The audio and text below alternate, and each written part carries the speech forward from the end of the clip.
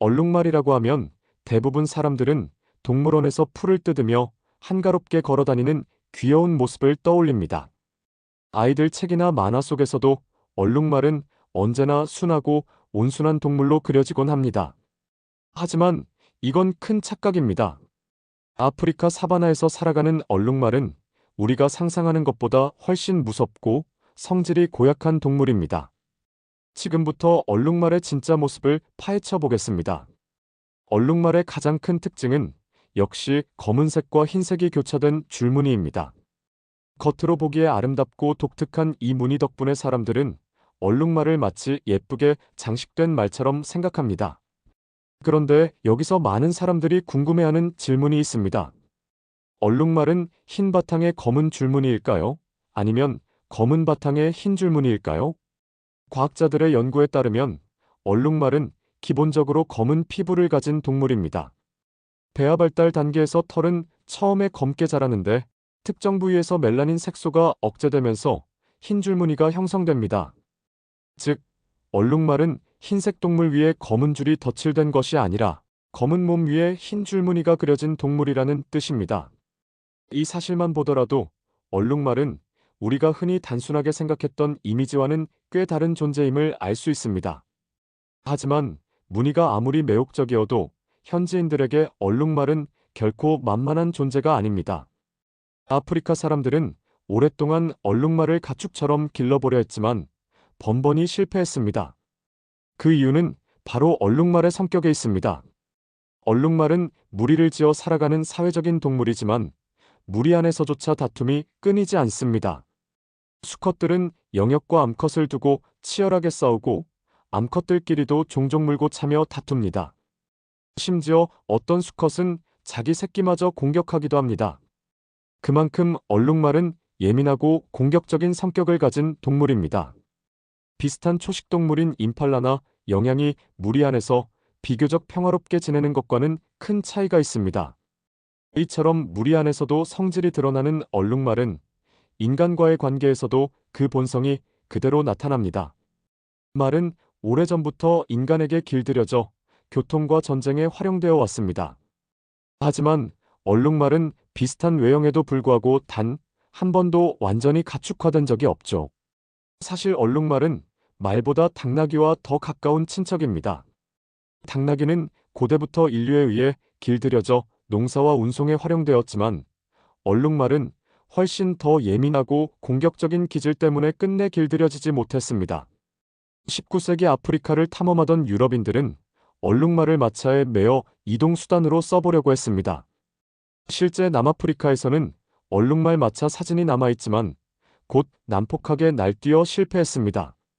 아프리카 부족들도 얼룩말을 길러 농사에 이용해 보려 했지만 낯선 환경과 사람에게 극도로 예민하게 반응하는 성격 때문에 번번이 실패했습니다.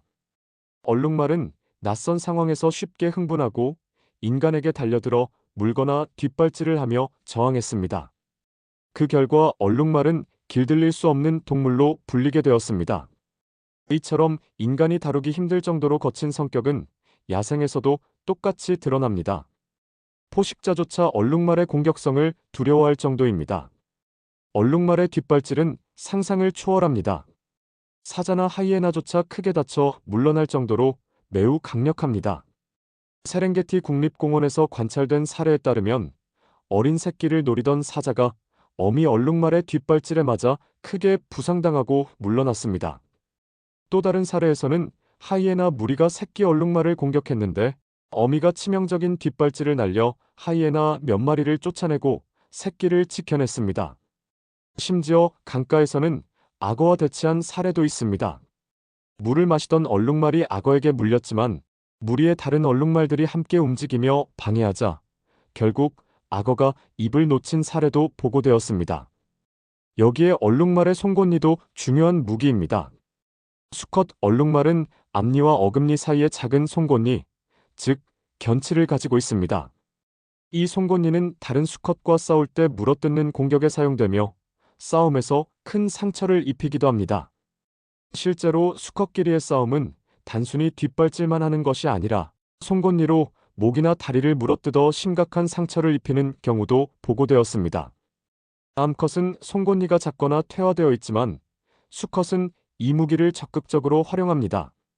따라서 얼룩말에게 물렸다는 것은 단순한 초식동물의 이빨에 찍힌 것이 아니라 날카로운 송곳니에 의한 위험한 상처일 수 있습니다. 사람에게도 위험합니다. 2013년 미국 켄터키의 한 사파리 농장에서 관리인이 얼룩말에 물려 크게 다친 사건이 있었고, 유럽의 한 동물원에서는 얼룩말이 울타리 너머로 손을 내민 관람객의 팔을 물어 큰 부상을 입힌 사례도 있습니다. 겉보기에는 귀여워 보이지만 돌변하는 순간 그 위력은 무시무시합니다. 이렇게 성격이 거칠고 힘이 강력한 얼룩말은 외형적인 특징인 줄무늬조차 단순히 예쁜 장식이 아니라 생존을 위한 무기입니다. 얼룩말의 줄무늬에는 놀라운 비밀이 숨어 있습니다. 먼저 위장 효과입니다. 멀리서 보면 줄무늬가 배경과 섞여 포식자가 한 마리를 특정하기 어렵게 만듭니다. 특히 무리가 함께 있을 때는 수십 마리가 하나의 거대한 덩어리처럼 보여 혼란을 줍니다. 또한 체온 조절 기능도 있습니다. 하버드 대학 연구팀은 사바나의 뜨거운 태양 아래에서 얼룩말의 검은 줄무늬가 열을 흡수하고 흰 줄무늬가 열을 반사해 표면 온도 차이가 최대 10도 이상 벌어진다는 사실을 밝혔습니다. 이 덕분에 얼룩말은 극심한 더위 속에서도 체온을 효율적으로 유지할 수 있습니다. 마지막으로 곤충 회피 효과입니다.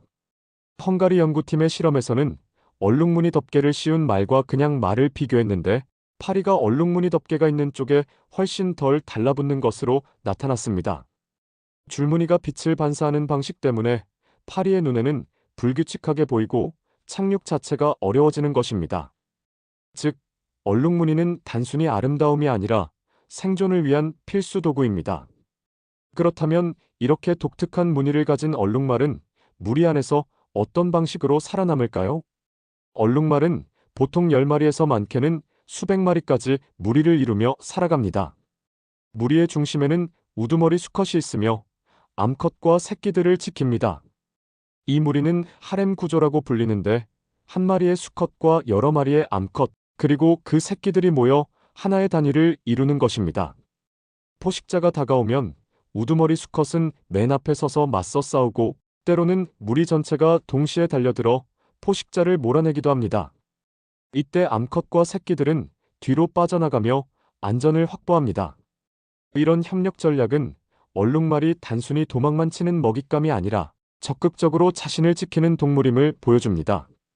비슷한 동물과 비교해보면 얼룩말의 특성이 더욱 두드러집니다. 말은 인간과의 공생을 통해 가축화에 성공했지만 얼룩말은 끝내 야생성을 버리지 않았습니다. 임팔라나 가젤 같은 동물은 도망치는 전략으로 살아남지만 얼룩말은 도망치는 동시에 공격을 병행합니다. 사실 얼룩말은 한 종이 아니라 세 가지 종으로 나뉩니다. 사바나에 흔히 보이는 그랜트 얼룩말, 덩치가 크고 무늬가 세밀한 그래비 얼룩말, 그리고 산악지대에 사는 산얼룩말입니다. 그랜트 얼룩말은 우리가 흔히 동물원에서 보는 종으로 비교적 작은 체구를 가졌습니다. 그래비 얼룩말은 덩치가 크고 세밀한 줄무늬를 지녔으며 가장 사나운 성격을 가졌다고 알려져 있습니다. 산얼룩말은 건조하고 척박한 산악지대에서 살아남으며 강한 체력과 끈질긴 생존력을 자랑합니다. 이 세 종 모두 공통적으로 성격이 사납기로 유명하며 인간이 길들인 적은 단 한 번도 없습니다. 이처럼 다양한 종이 있지만 그들이 공통적으로 보여주는 장면이 있습니다. 바로 사바나에서 포식자와 맞서는 순간입니다. 아프리카 사바나의 한낮, 풀밭에 흩어져 풀을 뜯는 수십 마리의 얼룩말 무리를 떠올려 보세요. 멀리서 사자가 다가오면 무리 전체가 긴장합니다. 그들은 단순히 먹잇감이 아니라 싸워서 생존하는 강인한 야생의 존재입니다. 얼룩말은 귀엽고 온순하다고만 생각했던 우리의 기대와는 전혀 다른 동물입니다. 검고 흰 무늬의 아름다운 겉모습 뒤에는 사자조차 경계할 만큼 강한 힘과 예민한 성격이 숨어 있습니다. 이처럼 우리가 잘못 알고 있던 동물들의 반전된 모습을 더 알고 싶으시다면 채널을 구독하고 다음 영상도 함께 해주시길 바랍니다. 시청해주셔서 감사합니다.